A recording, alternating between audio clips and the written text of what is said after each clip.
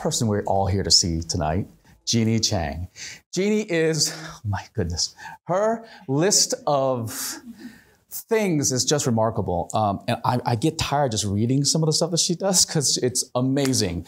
She is a speaker. She is also a certified mental health clinician, working with individuals, families, corporations, and communities alike. She deals with a lot of different things, but a lot of it is grief and trauma, and she uses cultural confidence as a focus, a trademarked, developed by Jeanie Chang.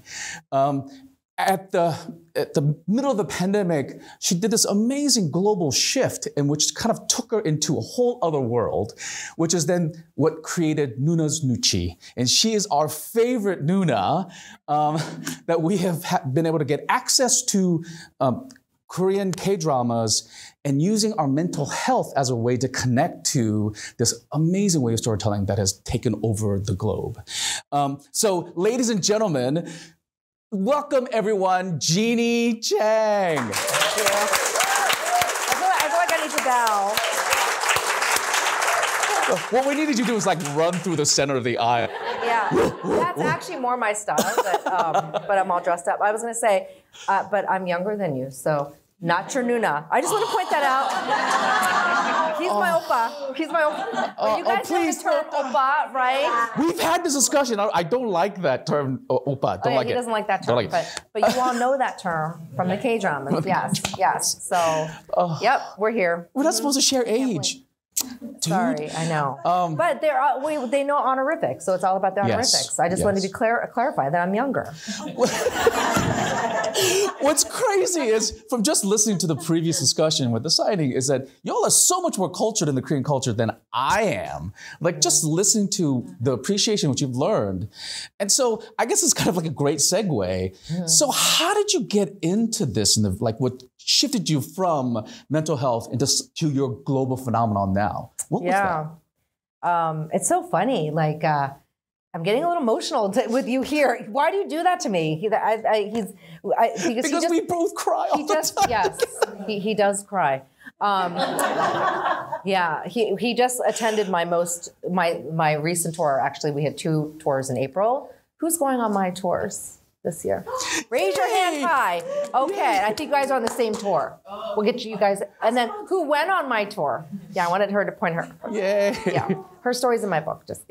But I'm sharing that because I guess you saw a glimpse of the global community, but how Nuna's Nuchi came about. And it's still surreal that I'm doing a talk on a book about K-dramas. It's still surreal when you guys come and I'm signing your book and you're not Korean. And I keep saying that, and people are like, okay, you keep saying that, Jeanie. But it's because growing up, though, and I think you understand this, and this is why the Council of Korean Americans is a really great organization for just enhancing our, not just our identities and leadership and the things we do, but there's that belongingness. You guys know that word. And then hence on the cover of my book is the Korean word, Chang. And that's really important to your mental health. But that's how Nuna's Nuchi came about. I basically started something for fun. Usually that's how it starts, right? It's for fun. And it was really to talk about something hard like grief and trauma and depression and anxiety, because at the height of the pandemic, or actually at the start of the pandemic, is when I was doing all these remote sessions. Remember, we were in global lockdown, right? And you guys remember. And I was treating at the time a lot of young professionals, college students, because colleges immediately, which is really good, they reached out and wanted their students supported, and young adults were also, part of that, graduate students. And they were the ones that I decided, because of them, I was experimenting. But I'm going to pause there. Pre-pandemic, I did bring K-dramas into my work. I always like to say this because there's a thing in my book where I might sound annoyed, actually, because I don't hide my emotions in my book. If I sound annoyed, I probably was. But people tend to ask me, media tend to ask me now, hey, did you start K-dramas or bring K-dramas into your work because they're trending?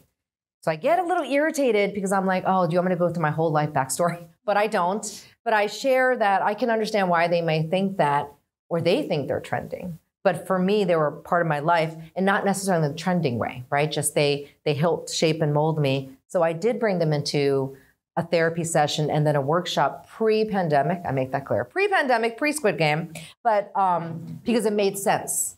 But I also make it clear, just because I tie K-dramas and mental health doesn't mean they work for everybody. Like, I don't bring it into every workshop, though actually I would say it's close to 90%. But we don't really care about the people that doesn't work for.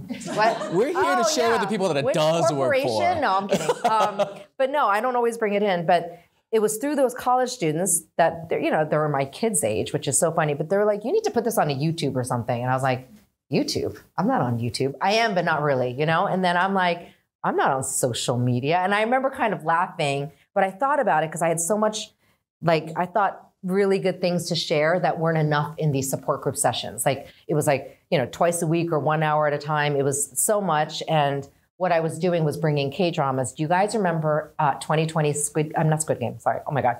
Startup. Who watched Startup? Yes. What team are you on? Do you remember the team? Hello. First lead, second lead. Well, everyone's like all scared to answer no, but because this is live streamed, no. Yeah, I brought it into support groups in college, for colleges, because I wanted to find a fun way to talk about mental health. Because, like I said, the overall mood, you would think therapy sessions or support groups are always depressing. No, not necessarily, but during the pandemic, they were extremely so. And college kids were stuck at home, including my kids, So they were like, my parents are downstairs, I don't want to be here. So I decided to do something fun and bring Startup to my sessions. So it's because of Startup, as I like to say, that Nuna Sunchi was born, because they were like, this is good stuff, put it on a YouTube. Yeah. And that's how it started. And I think I launched it end of 2020. Yeah. So early 2021 is when I decided to start the Instagram, because they were like, you can't just be on YouTube. How are you going to market this? Yeah, but part of this really is the community building aspect of what you did, right? Yeah. And what it was is because of the wonderful tidbits you're finding in your psychiatry groups, then you would pull those pieces and put it on Insta, which is really interesting because so many of the people here found you through the social media, right? Yeah.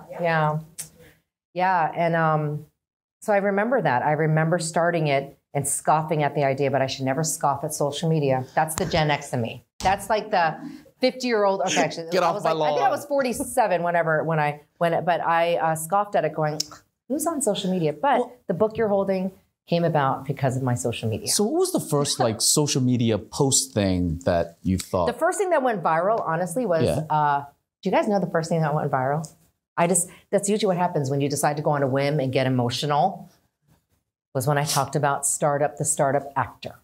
That went viral. And people are nodding. When I say viral, I literally went live because I was upset for an actor that I liked. I was like, I'm going live, okay? I'm upset for him, and I'm going to and this is where I decided I wasn't even thinking. I went, I'm going to go live. This is what I believe in. And I remember sharing, and I think he had just come off of playing Hong Banjan. So did you guys watch Hometown Cha-Cha-Cha? Yes. So he just came out of that. And there was drama around what happened. That was drama. Right. And so I decided to say something, and that went viral. And that's the start of Nuna Sunchi kind of elevating. Because of it, actually, I should meet him. You should, because you know that you're the only one that actually defended him publicly, besides all those little stars and friends that he had. I think I just was emotional about the beautiful drama that he just finished, and then 12 hours later or 6 hours later, I woke up to a scandalous news. Which, by the way, it's not like I'm endorsing any mistake, right. But that wasn't what I was talking about. I think I was talking about the character and himself, and then K-dramas, and I talked really about cancel culture. I was just talking about how he was so endorsed and loved 24 hours prior, and then it went viral, and then that was the beginning.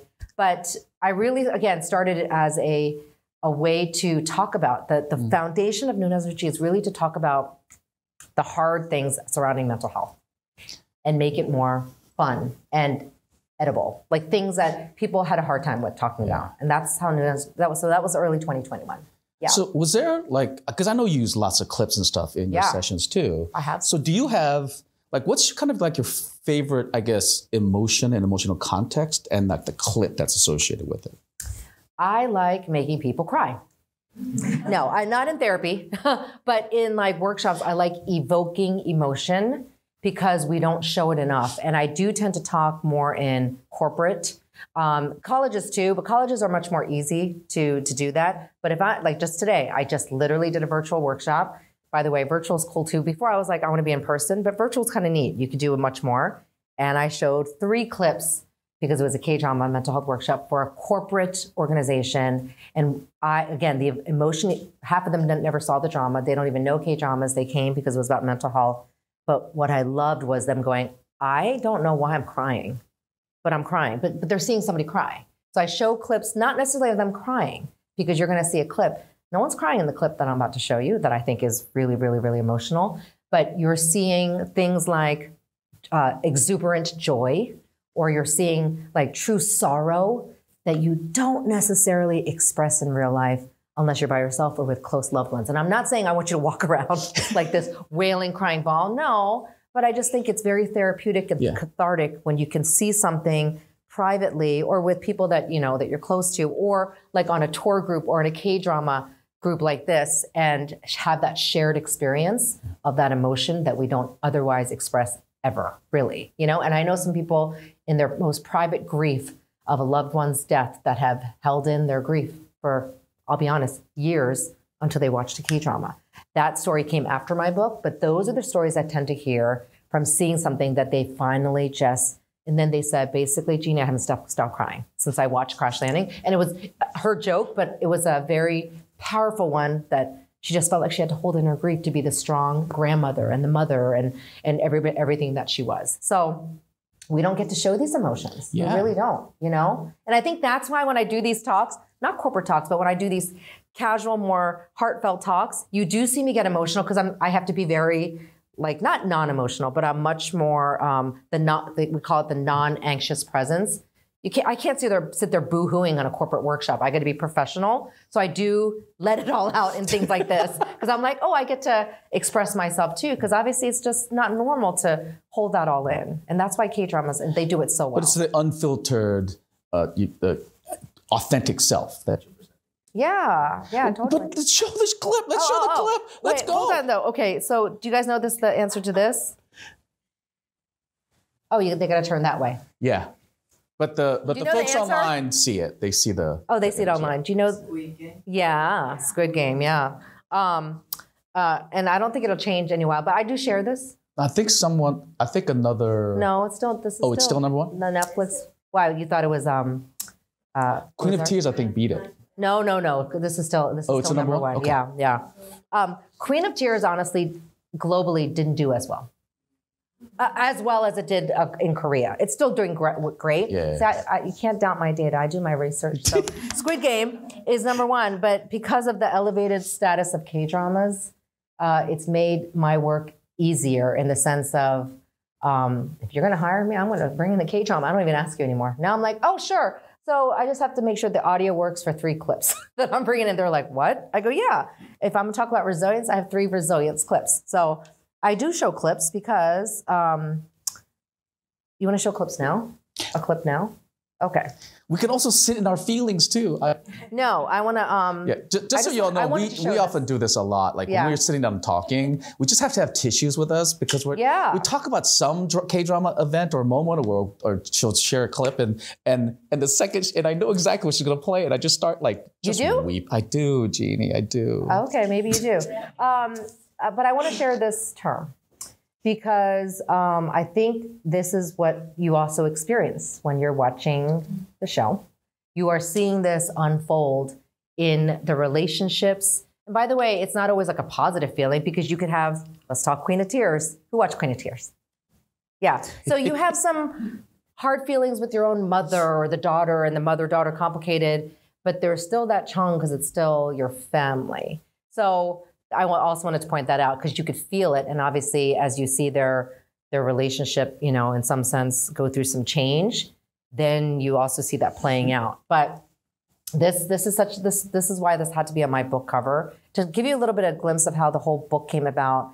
Yeah, I went, how'd you find me? And the person was like, well, somebody recommended you, and then somebody attended one of your talks, and then they go, this is kind of creepy. oh yeah, we've been on your social media for 4 months now. And I was like, interesting. This is kind of creepy. But then let's talk to you about the book. So that's how it started. And then the process took a little bit of a while I had to still go through a proposal and all that. But what I really liked was they really understood the concept, which is why I love the publisher. But when I saw the cover of the book, so when they do these covers, they give you 6 covers. And I remember looking at all of them and being all stressed going, they look the same because I'm not very creative. And I was like, except for the red colors or the purple colors, I was like, I have to have purple, or I think the purple and blue made sense, or the teal made sense. But then they were like, look at the fonts. They're all different. I was like, they all look the same to me. But it was missing something. And I thought, can I have like Park Seo-joon or something on the front cover? I mean, I felt like I needed like some Itaewon class, whatever. I needed some K-drama representation. And then I thought of it, Chang. And so I just said, can I have this word, but in Korean? And they're like, and then I think she said something like, well, I'm not sure how that's gonna, I think they said something like how that's gonna sell. I went, there's everything else is English, just that letter, because right next to it says Belongingness on the cover. So I was like, can I have that? That would mean more that that's my book.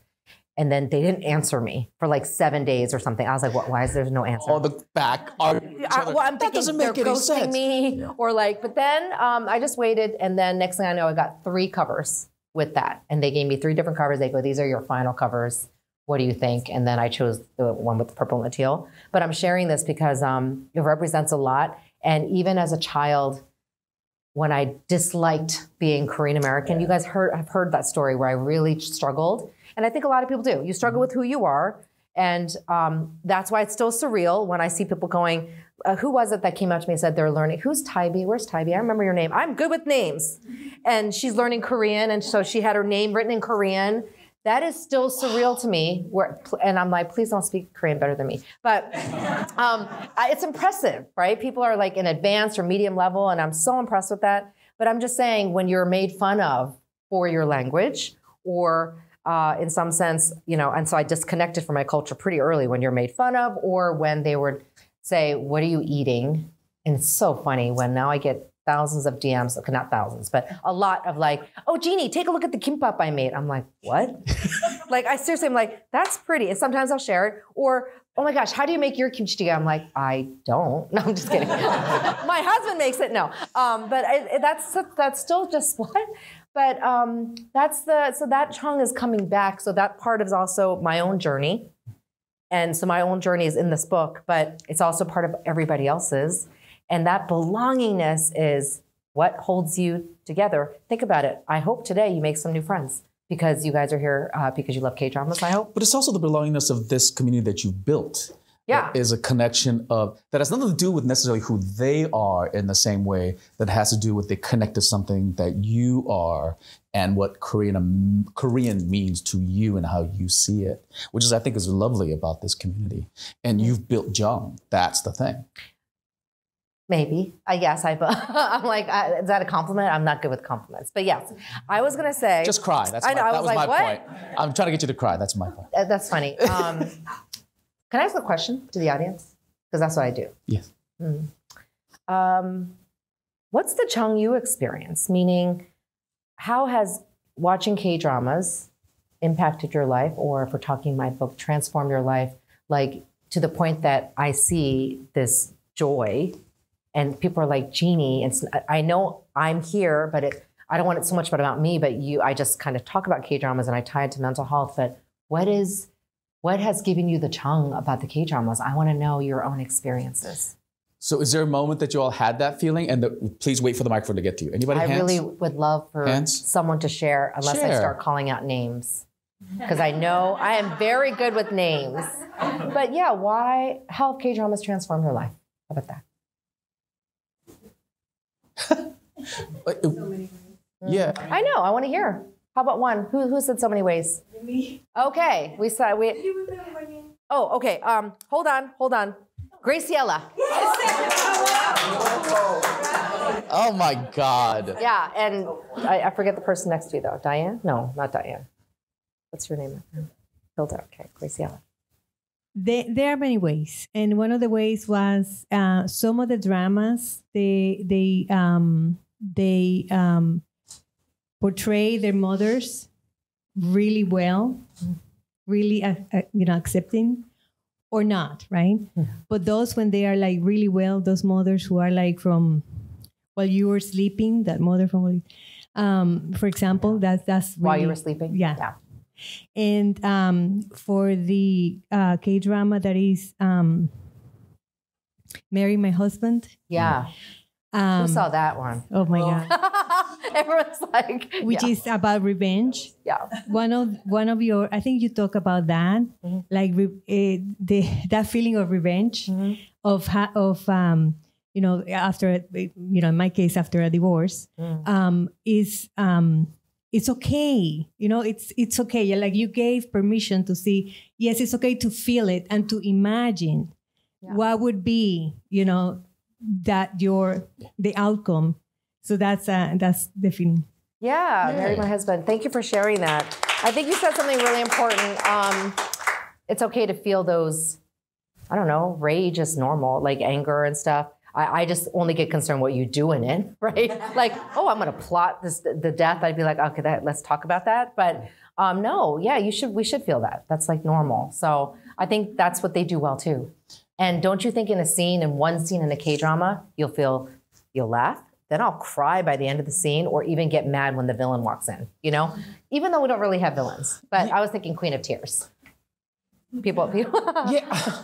Go ahead. I mean, what's amazing about all of this is that the reflection of people and what they're feeling is tied to a culture that they are really kind of new to, right? Yeah.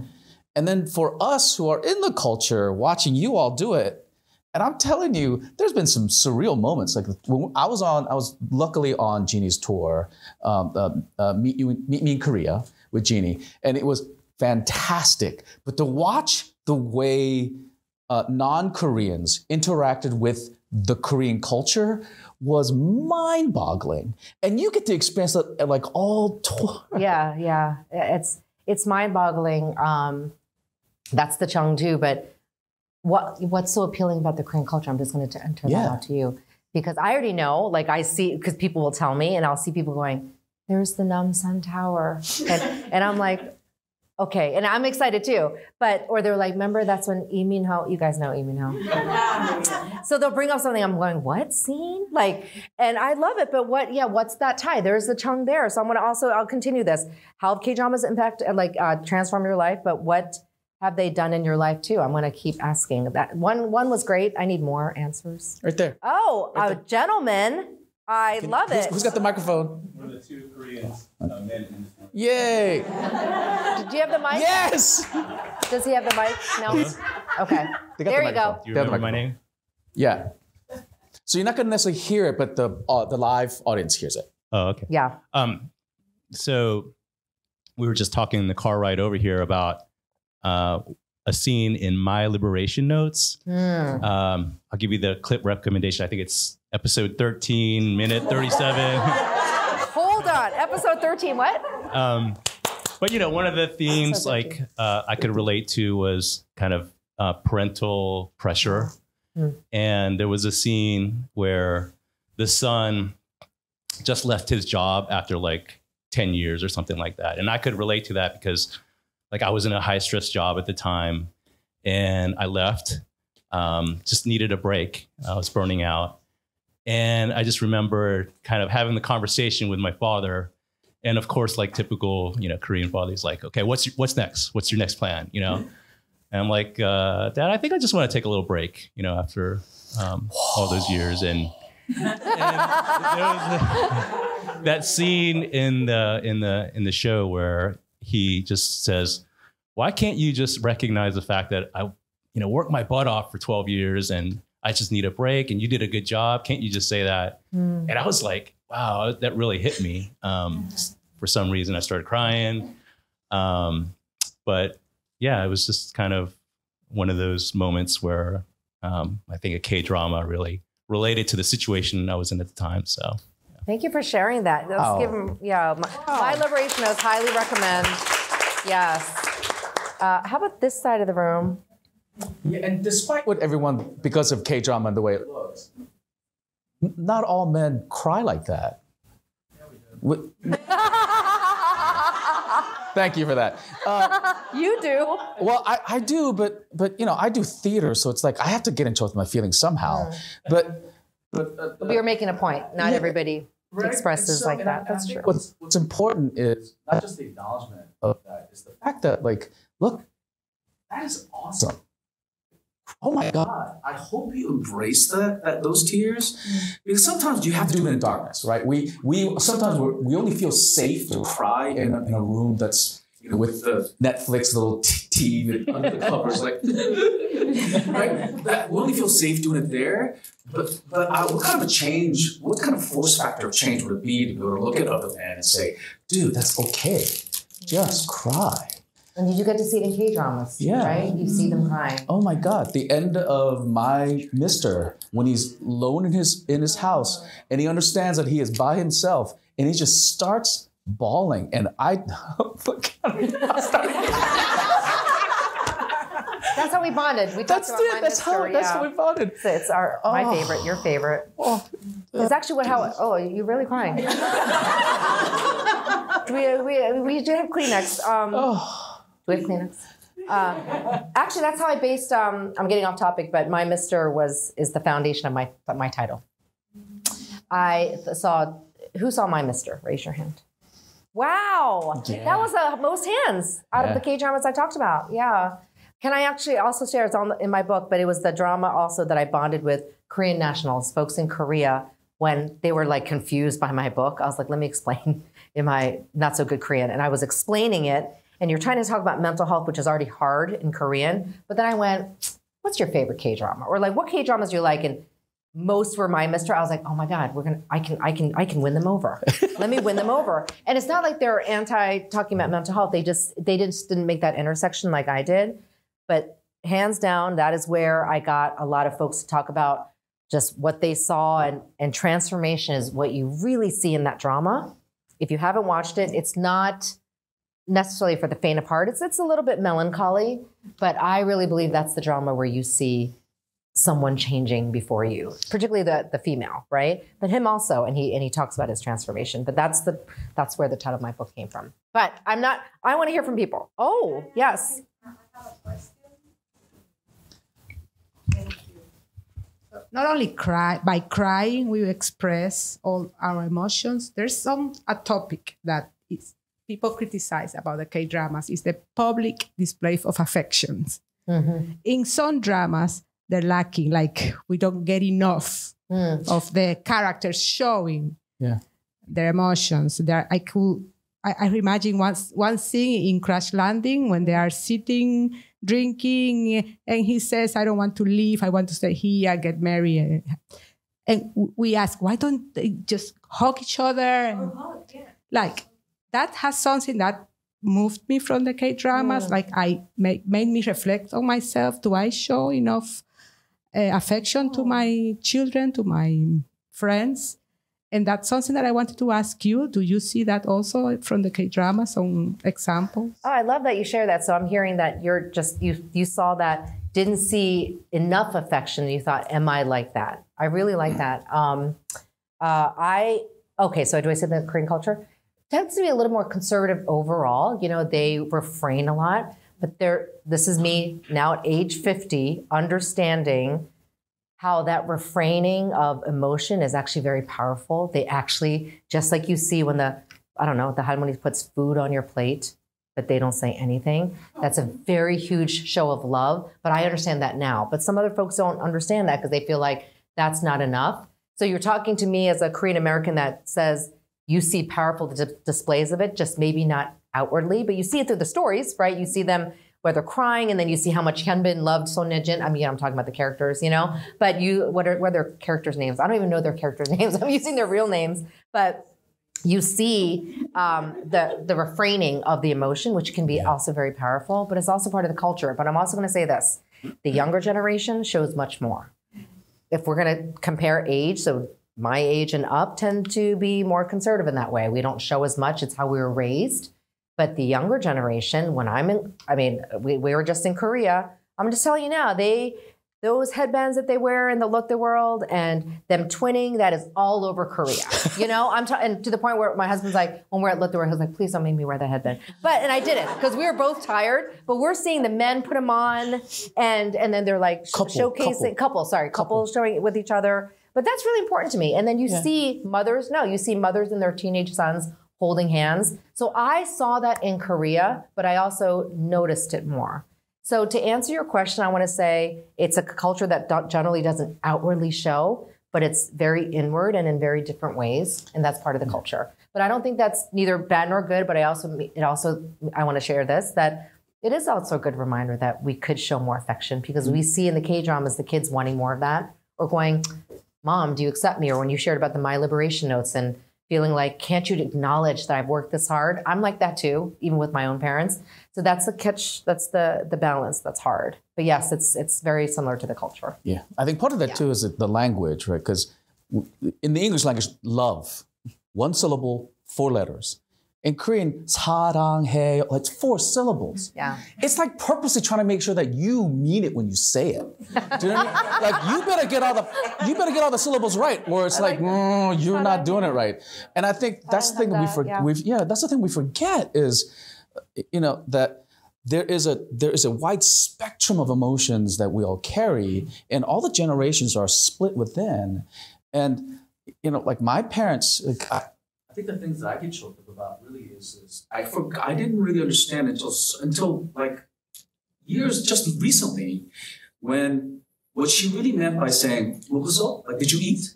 So that's her way of saying I love you. Like, and I just remember times when I was such a, excuse the language, but it's like an a-hole to my mom. It's like, yes, I ate, Mom, but come on, I'm doing fine. I'm a working artist. Like but really she wasn't saying, like, did you eat, you dumb kid? She was saying, I love you, I care for you, and by saying this, I want to make sure that you're eating. Like, that's how I show my care.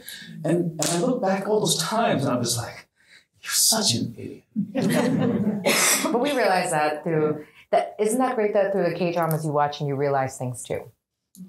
I still want to hear from some of you guys, but I will hear. There's the hands are going up. Yes. Yeah, I would love it. So let's go over here on this side. Is it Amy? Amy. Yay. Hello. You both touched on it a little bit. And I think for me, when it comes to K-dramas, one, it takes me out of the place I'm in, right? So that's one thing, because I know it's all make-believe. Being a second generation Korean American, I know Korean men are not all like that. I know Korean women are not all like that the Tibur don't all live, a certain way, or, all of that. But I think with K-dramas, one of the things that pulls me in the most is when they're eating. It's not just K-dramas. You could watch, I'm Army, so I'll watch some of their lives and they're eating and I'm watching them. One, I want to eat doesn't matter what time, but it brings you back to almost like the last time you had that meal or who you had that meal with. And like you said, when a parent, whether it's your mom, grandma, aunt, or you're visiting a friend's home, they cut the fruit. They bring out that plate of fruit and it's just a silent gesture.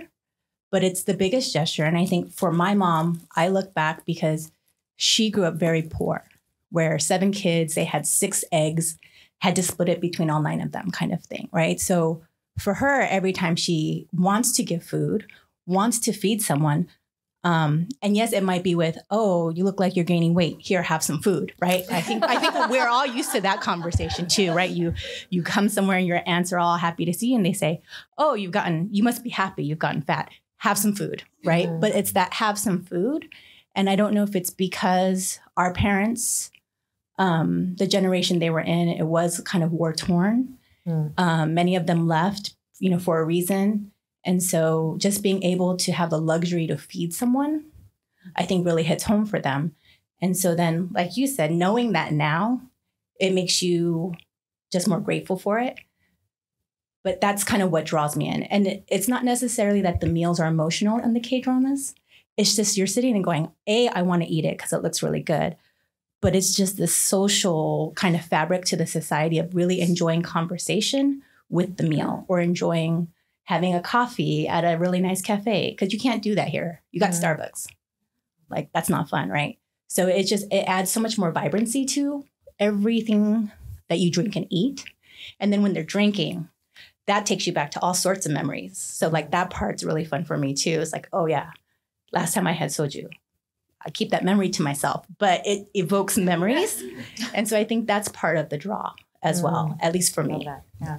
Maria just yeah. And you're also seeing Chang in the dinner meals. I would love to hear from you guys. I feel like you're pressing to say something, Liz. I'm trying to formulate. I just yeah. Can you give it to Liz?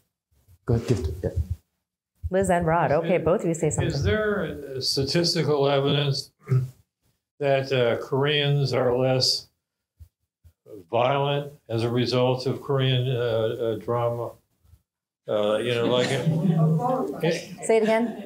Is there statistical evidence that Koreans are less violent because thanks to K-dramas? Yeah. In the United States, there's tremendous, gun violence, people shooting strangers, that type of thing. Well, there's some violence in Korean movies. I mean, the Korean films are very different, but I don't know if there's statistical evidence, but I think one of the things that might help you understand the global acceptance of K-dramas, the numbers say it's like 8% female. K-dramas, yeah. K-dramas. Written by women. Mostly written by women. And written by women. And then also it's like there's an appreciation of the female gaze that's in there that I think that Korean men finally get to be put in a place seen by Korean women who like what they look at, which is very different than what before. When it's done by other people, non-Koreans, they look at Korean men or Asian men with a disparaging eye. And so what we finally saw is, these hunks who are like, and I'm looking like, yeah, that's what, okay, I don't look like that, but that's what we look like. So does that have anything to do necessarily with, there's lots of Korean angst and there's still aggression, there's still, we have a problem with misogyny still very much to this day. Is there any evidence, quantitative evidence, that shows that there's a less degree of that now? No. I think, though, that I feel like, and this is as a man talking, watching this, is that I feel like there's a more greater appreciation of women and women's stories in Korea and the United States. And because of that, I think there's the eventual impact is that because of the greater appreciation, we will empower the half of our community that they should be empowered. Right? But is there a reason why you asked that? Yeah. Curious. Just worried about violence in this country. That's actually in my book. We watch American television and we'll see. Just the coming attractions are, violence after a while. I think, so I'll share this from a mental health perspective. I actually think K-dramas or Korean dramas specifically focus on the character. They focus on the people, which is, I think, very driven by Korean society, hence the Chang. So you don't see as much of the plot. We see these silly plots. I say silly because it's the Chebo, it's that scenario or a mystery that's there and that's part of the story. But that's maybe like less than half of the story, where in maybe Western television, the plot is the story, like someone murdering somebody and whatever. But here it's about the person, learning their own struggles or growing, or My Liberation Notes, those three siblings learning about themselves and freeing themselves, right? Their own thinking, their emotions and everything they're going through. So really, that's what they do very well. That's why that's why they resonate. So I think that's why we don't tend to see so much of that, because it's not about the plot. That is like the side part of the story. That's there to enhance the story, but we're really watching the characters. And that's what I love about it. And that's why we resonate. And that's why you fall in love with whoever, or you hate. Sometimes I'm like, okay, it's just a villain. When you get people going, we can't stand him. I go, he's a good actor. Yeah. This is the Queen of Tears guy. You feel sorry for him. He got some hate mail. But yeah, he's obviously, you're relating so much with what he did in the story, Liz, did you want to say something? Yeah. I feel kind of conflicted when I watch the dramas because I grew up in a very liberal household, and so when I watch them, I find myself, it's kind of strange, not really relating completely to the people, but kind of admiring things like respect for the older generation, and there's a social hierarchy that's obeyed, and how they manage to keep all this stuff straight and relate to each other and keep well, not always peace in the house, but I know that the aim is, keeping peace in the house. And I just have that's what kind of gets it for me, is this admiration that here I come from a kind of a crazy, disorganized society, and it seems to me from watching the K-dramas that there's just more organization, there's more peace. Yeah, and I think that's also part of the appeal. If you started reading my book, I wrote in there that the K-dramas, really the appeal started in the pandemic, in the sense of the numbers tripling, because the US, particularly, or the Westerners, were looking for something different. They were disillusioned with what was happening in the USA, or they were upset with politics. I mean, these are folks that I spoke to. A lot of you guys wrote to me. I would see it all over, and that's part of the appeal. And I think that's great. I mean, it's something different, and people were ready for it. And then, Netflix algorithm. So you watch this, so let's watch this. Once you watch one, it suggests others, right? And I know that's how some people found me too, which I think is funny. They're like, the Netflix or the Instagram algorithm, you popped up. And I'm sharing that because I also think at a time when it popped up and, you hear people going, oh, it's not American. Oh, it's not in English. I'm going to watch it. And I've heard it so many times going, they put it on there and then they went, oh, I need the subtitles. But then they were hooked because what they saw was something comforting at the time of the pandemic. We needed that. Like they wanted something that wasn't R-rated, where I say G to PG rated. Your kid could walk in and watch it with you and not be like, oh, let's pause it. Or you wouldn't be sitting on the seat of your pants going, oh, it's because you see an explicitly sex scene or something in the first episode. You don't see that in Korean dramas. And when you see them kiss in like episode 2, you're like, what? They kissed? I mean, do you ever watch that and you're like, they're supposed to kiss in episode 9. That's the formula. But that is actually part of your mental health, to watch something that's not graphic. Yes. Yeah. So. Well, I think one of the things that we talked about was that these are stories that are emotion driven and character driven. Like in Western storytelling in the United States, action drives the emotion. Things happen, I feel something.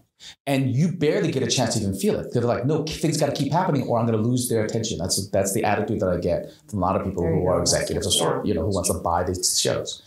And when they see a drop of emotion, when they see a place where you get to sit in the emotion, that people get really weary of it because they're like, oh, that's too much emotion. I need to get to the action. But what K-dramas really do well is we get to sit in the emotion. Yeah. I mean, I think the first time I saw one was when, you've seen those, where it's like the camera turns around them one time and then stops and then pushes into them as they still have the same feeling. And then they stand on it and just watch them as the wind blows past them. It's like, okay, good. I got the shot. Let's move on. And that was my American Western storytelling. But the second I stopped that and was like, oh no, but you need to sit there. You need to watch them feel the pain. Once you connect to that, then you're just like... The pain and also the love when it's you're just staring. Because it's like, complex. I just discovered I like you. Yeah. And so they do that really well. What is 5 minutes of the last episode of, you're like, but then you watch it and you want to see that. I wanted to share this. This is also what K-dramas do well. When you watch something, it's not about you. Not just Liz. I mean, it's not about you. You are watching a story that you may resonate with. In fact, a character may do something that you actually don't relate to, but you relate to the emotion. And this is actually a therapeutic concept where it helps people process their own difficulties. It's not about you, but we make it about us. We're like, it's about this person. It's about Jeanie. It's about Chill. But it's really about maybe the depression or the family conflict, or in Queen of Tears, the grief that consumed every family member in a different way, particularly the nuclear family, right? Hong Hae's main family, that consumed them and really impacted their relationship. But, the mom made it about the daughter kind of thing, but it really was about her own grief and trying to deal with the loss of her son, which I was about to say, a spoiler, but that's why I wanted to share this. The problem is the problem. And this is really important. The person is not the problem, even though we think the person is. But that's what also K-dramas allow us to going, wait a second. I didn't know that I've heard this all the time. I didn't know I was angry, Jeanie, until I saw something. And actually I go, oh, did you see the person angry? They're like, no, actually, I just saw the person happy and I realized I was angry. That's the stories I get, and that's some of them in the book. So anyway, that's what I love about your book, is that it does tackle this problem, because this is a real problem right now in the United States, is that we talk about people and things and actions as the problem and not actually look at the problem itself. Yeah. And we have a real breakdown in conversations because of it. And this is why it's like, I love what you talk about in your book, because now it's I got to feel the emotions. I get to connect to it in a way that's relatable and it's separate from me. And then now I can deal with the problem by itself. So that's why I love what you've done. So I just wanted to this is in the book, but I wanted to giving you spoilers of the book. You're changing lives, Let's Jeanie. take a look at this clip, shall we? Queen of Tears. I have to say, the difference between European actors and Korean actors in particular, it's hard to do multiple emotions because it's complex, right? What the Koreans do really well is that they do them in quick succession, so that it's not one emotion. It's not 5 emotions feeling at once. It's that you can see them process their emotions. You know, that's realistic. Yeah. I wanted to ask you guys, since we're running out of time, before I show you the final clip, which I think is very dramatic. Do you guys have questions for me? Yes, Tybee. I don't have a question, but I have a comment. Oh, yeah. I want to flip the switch on. I understand. Flip the switch in a way, because you say, you know, you're so amazed by all these Westerners being, you know, enamored with Korean dramas and things like that. The first Korean drama that I watched, I immediately identified with. I am a Jewish girl from New Jersey. And the minute I saw, you know, it looked to me as like, well, Korean moms and Jewish moms, yeah. different accent, same chutzpah. You know what I mean? Like, but this is what I'm saying is it's not so foreign, right? You know, I mean, the fact that you know, especially with like the Jewish community and the Korean community, we've both, you know, had hardships. Yeah. We've both struggled to keep our identity, to keep our language, to keep our culture. Yeah, very similarly. And, you know, I watch a lot of these dramas, and sometimes I watch them and I get the perspective of maybe why my mom is the way she is. Because Jewish mothers are very tough. I am a grandchild of 4 Holocaust survivors. Oh. So you can only imagine the mental that comes with that. And I watched, you know, the communication issues with my grandparents and my parents, the intergenerational issues between my grandparents being born in Europe and being one way, and my parents being raised in America, and then them raising their American children. I found so many commonalities between them that I really felt like, yes. And I started to learn Korean because I was like, I'm watching it so much. And, you know, because, you know, we have Yiddish and it's like the ajumas go, I go. And the bubbies say oy vey. It's the same thing. Yeah. You know, it's the same thing to like, you know, express like, you know, upset or shock or whatever it may be. So I wouldn't say, and even we did Lunar New Year together because I started learning Korean and I found Kyungmi and we became language partners. And so she came and celebrated the Passover Seder with my family. And we did. Her Korean's going to be better than us. Yeah. And we did. Her Korean's going to be better than ours. Yeah. Now, make us look bad. No. Darn it. But like the Lunar New Year, my mom called me up. She's like, what are you doing today? I said, oh, Mommy, I'm making kreplach with my friends. Kreplach is the Yiddish word for mandu. Oh, okay. That's awesome. So, you know. So you see, you relate. And you know what? I love it. No, I should.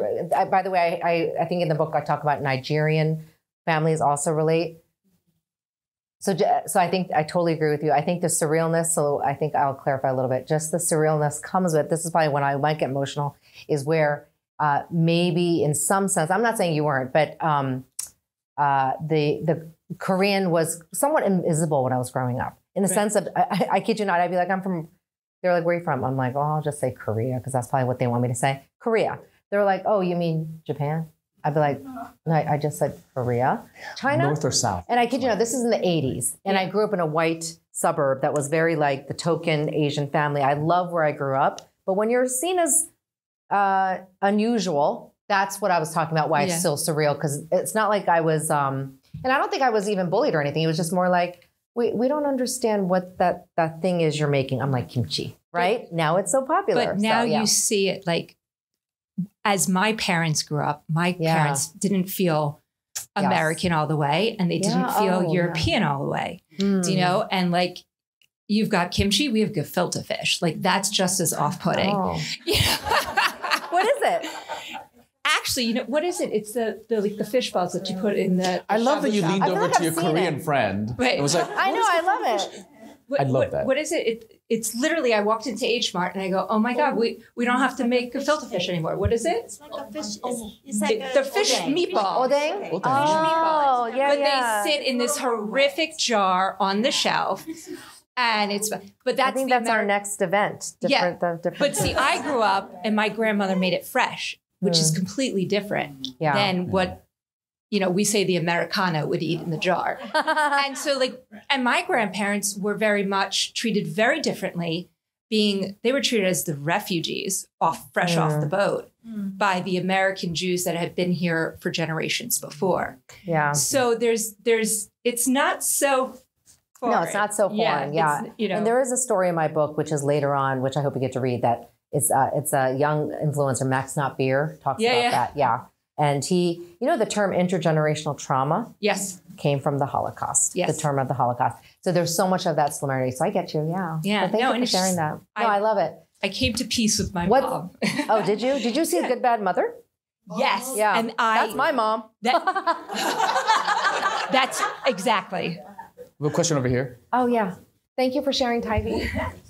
Taibi, which was in her book in Korean. Question. Yes. The issue of violence came up earlier. And also earlier you discussed the show My Mister. Yes. Have you looked at or considered the relation between what goes on in K-drama and then the real actors and actresses and their real life? It's a very sad story. Yeah, you're talking about the suicide. Yeah, I addressed it. They have one of the highest suicide rates. They do. They actually the number one suicide rate. Yeah. Yeah. But it's affecting key actors and actresses in the world of K-drama. Oh, totally. And in K-pop.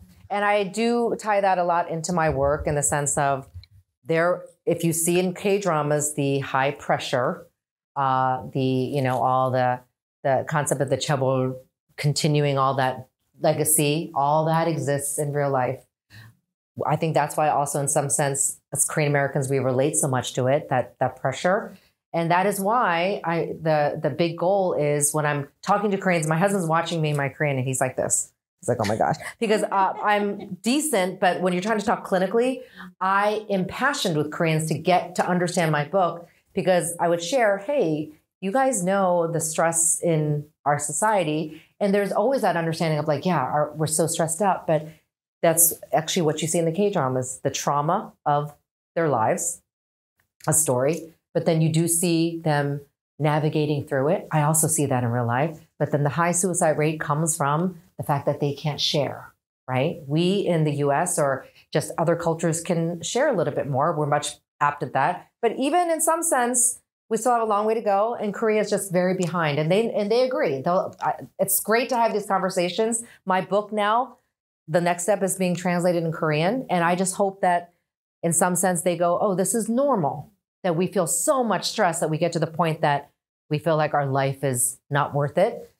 By the way, that's a very common experience. When you're so overwhelmed, you're like, I don't want to be here. And I'm not saying you're suicidal, but you can get to that point. But then you get to that point when you don't feel the belongingness. In the Korean culture, it's so like, let's not ask you. That actor, I have an inside thing with that actor where I found out in the sense of behind the scenes where it's exactly what I thought happened. No one asked him during his time of crisis how he was doing. But that's the Korean way, meaning not because they don't care. They're like, let's not bother. You know what? Ooh, it's a hard time. We don't want to shame him and ask him that tough question. And we do that here too. But in some sense, the biggest regret of industry insiders are telling me things like, why didn't we ask him? And I go, that's true. And that's always the biggest regret that anybody asks. Why didn't we spend more time with that person? And so there's a lot of regret in that. And unfortunately, that death now in some sense has spurred the industry to take action. So sometimes it takes some horrific tragedy and we see that in US, like a crisis, there is an opportunity for change. So yeah, I always make that tie that's there, and I see it in real life. And so, yeah. One last question. Oh, sure. Rhonda. Hi, Jeanie. Yeah, I want back to belongingness. It's kind of a comment and a question, but one of the things I noticed watching K-dramas, I mean, it's changed my life in a lot of ways, but is the belongingness. Like, I feel like you're a part of like this global community where everybody's watching something at the same time. And I have Korean friends in my life who are like, okay, this is what everyone's watching in Korea right now. And then all of a sudden everyone starts watching it here in the US and we're talking about it. And I never, as a Westerner who grew up in the United States, I never had that kind of like global connection that everyone's kind of enjoying something simultaneously. I was in Seoul this time last year at a Korean spa in Gangnam, and everyone was watching Dr. Cha, like sitting on the floor, all the ladies, everyone's watching Dr. Cha. And I'm like, oh, I can't watch it. I'm not on that episode yet. So I just like walk past the TV. I'll watch it when I get back home. But yeah, just the connectionness that happens just from people coming together, watching the dramas. And I know you've probably experienced that in your work as well. Of course. And I think that's the bottom line here. I think that's how the tours came about. Not to advertise the tours, but why would I do a tour if I didn't get a community that was yearning to go? And we try to make it an experience. You're not just seeing the Namsan Tower.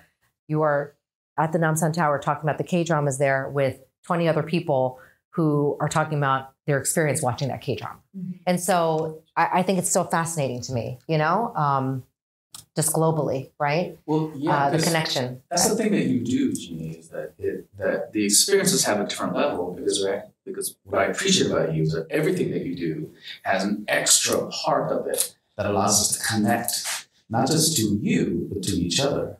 And it's something that I noticed about you the first time we met, and how you were able to make me literally like. He was bawling about my mister. I was like, what just happened? I just asked one. And I was like the same thing. It's like, I don't even know you. Yeah, we barely knew each other. And he's like, and then remember that scene? And I was like, I do, but oh my goodness. Yeah. Speaking of my. It's a common denominator within the community that she's built. And I just can't just hear that celebrate that. I think I'm just a facilitator, but I really want to say, yeah, I do see it in Korea too. It's fun when everyone's watching Queen of Tears playing live and I don't know, someone was doing my hair and I'm like, do you watch K-dramas? They're like, in Korean, they're like, duh. I was like, oh, okay. Let me rephrase that question. What are you watching? They're like, Queen of Tears. And I went, let's talk about it. And that's with the Korean, but still there's that belongingness. And then someone turned around in the hair salon who was from Turkey, I think. And she's like, I'm watching that too. You can interrupt a conversation with a K-drama watcher. Where do you have that? Where do you have that? Isn't that great? Can we just, however, because Jeanie just does not know how to take a compliment. Everyone, let's just give her a round of applause. That's the Korean family, right? You don't get compliments. Did you get compliments from your Jewish mom? I no, absolutely not. Yeah. And I just want you to be able to sit in that like we do in every K-drama. That's right, yeah. The most uncomfortable thing is someone reading my bio. I'm like this at the corporate workshops or when, I guess I should say. See, I knew that about you. This was, do you want it short or really long? And I was like, and then you're like, middle. But thank you. No, and so I hope you enjoyed the book. And I wanted to end on this clip. So it's just an example of a clip that I tend to show in all settings for have people to feel, just to see something, an example of something joyful. Yeah. Were you going to say something? Yeah, I want to say something, but I would need the microphone. Yes. Okay. So, what comes to mind is that I think a suggestion would be that somebody would write a K-drama on you. Me? Yeah, no, I'm serious because I'm really thinking that, this mental illness thing and the way you handle it, and you are Korean, it would really make sense. So think about it, please. Oh, you want me to write a K-drama? Yeah. I'll think about it. We're working on something. You almost brought me to tears going, please do it. I'm like, huh. Can you help me? You're in the field. I just want to thank you. This has been a really magical night for me, and it's just been really hard to find people who are so passionate about K-dramas, and it's a world that I've delved into, and it's just really wonderful to be in a community. And I'm just wondering how this can be continued, because so many of us kind of live in isolation. It's provided a sense of community that, you know, maybe some of us have lost. And, you know, so I'm just asking, you know, of a way to be able to continue this moving forward so that we don't feel so isolated. Well, your community is really, really interactive. So Nuna's Nature community is really interactive. I'm thinking, because I enjoy it too. Yeah. If you think of ways, let me know to keep doing this. I mean, that'd be really wonderful. And thank you. And just so you know, like you're not the only one. There are lots of people who have expressed that, and there are a lot of people like fans like me who are trying to find something for Jeanie, and we're gonna we love this. So. Thank you for being here. Okay, so they're giving me the time notice, so we'll just we'll conclude, right? We're good. So thank you.